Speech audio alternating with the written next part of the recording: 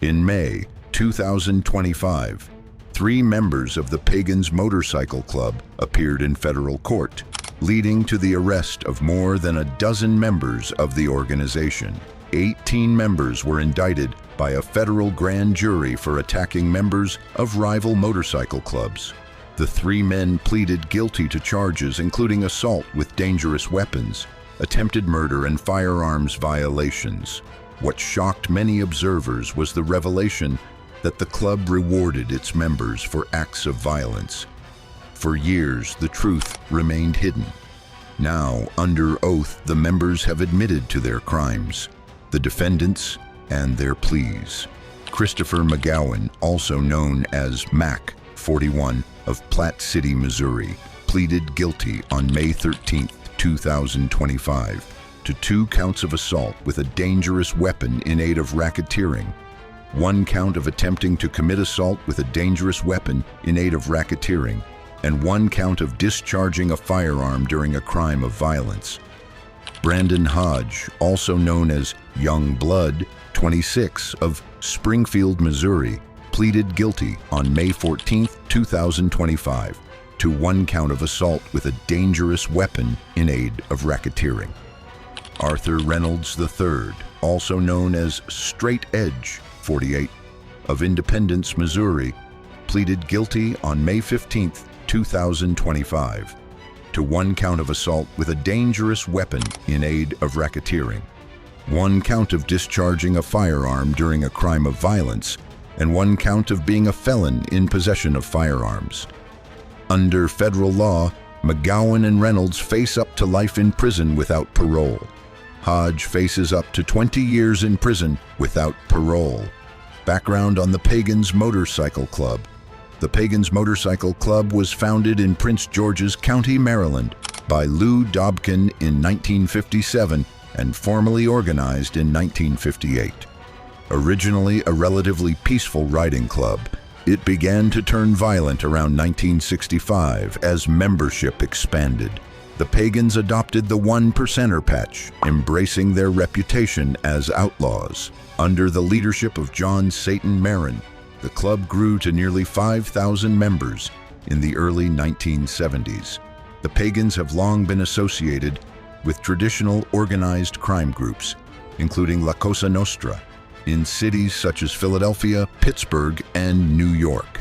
Today, they are active in over 20 states, primarily along the East Coast. Members are required to ride Harley-Davidson motorcycles and cannot voluntarily quit or retire from the club. Departure is only allowed through expulsion.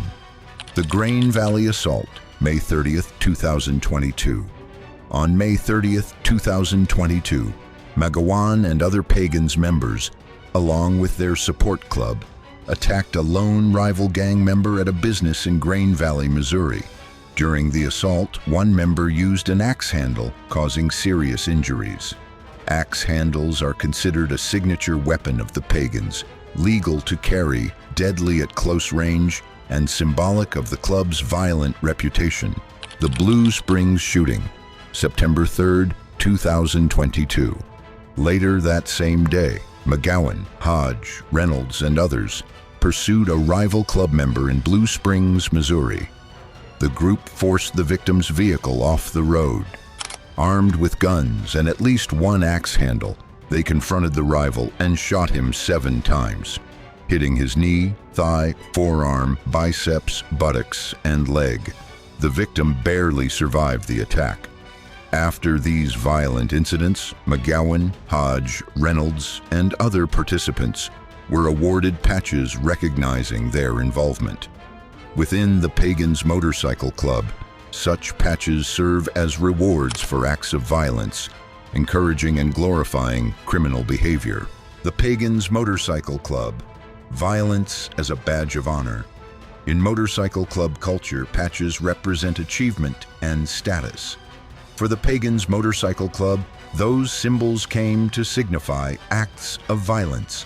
Members were rewarded for attacking rivals, recognized for shootings, and praised for brutality.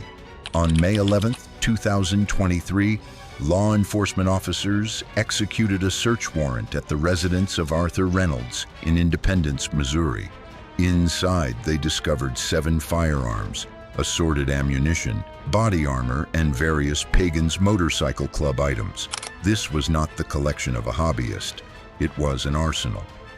Reynolds was already a convicted felon, having pleaded guilty to aggravated robbery on January 24, 2005, for which he served 61 months in prison.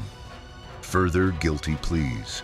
Another member, Mark Crump, also known as Navajo 55, of Lee's Summit, Missouri, pleaded guilty to 1 count of assault, resulting in serious bodily injury in aid of racketeering. On July 20, 2023, Crump, Jared Hammer, and another Pagan'S member attacked a lone rival gang member at a bar and grill in North Kansas City. Hammer told the victim they were there to shut his club down, then flipped a table, knocking the man to the floor. Once he was down, the 3 Pagan'S repeatedly stomped, kicked, and punched him while wearing steel-toed boots. The victim was taken to a hospital and treated for severe injuries. The federal investigation. In August 2024, a federal grand jury indicted 18 members and associates of the Pagan'S Motorcycle Club for a series of armed assaults against rival gangs. Law enforcement executed 7 search warrants, arrested 15 suspects, and seized more than 40 firearms, thousands of rounds of ammunition, body armor, and a marijuana grow operation. According to the indictment, the Pagan'S operated as a violent criminal organization engaged in racketeering. The group maintained control of its territory through violence and intimidation, targeting rival clubs such as the Hells Angels, Outlaws, El Forastero, Galloping Goose, Sons of Silence, and Bandidos. Their goal was to eliminate rival motorcycle clubs from their areas of operation through assault, robbery, extortion, and attempted murder. What the guilty pleas revealed. Christopher McGowan admitted to assault with dangerous weapons and discharging a firearm. Brandon Hodge admitted to assault with dangerous weapons. Arthur Reynolds admitted to assault, firearm violations, and being a felon in possession of firearms. Each man acknowledged that these acts were committed in aid of racketeering, a key legal phrase linking personal violence to organized criminal activity.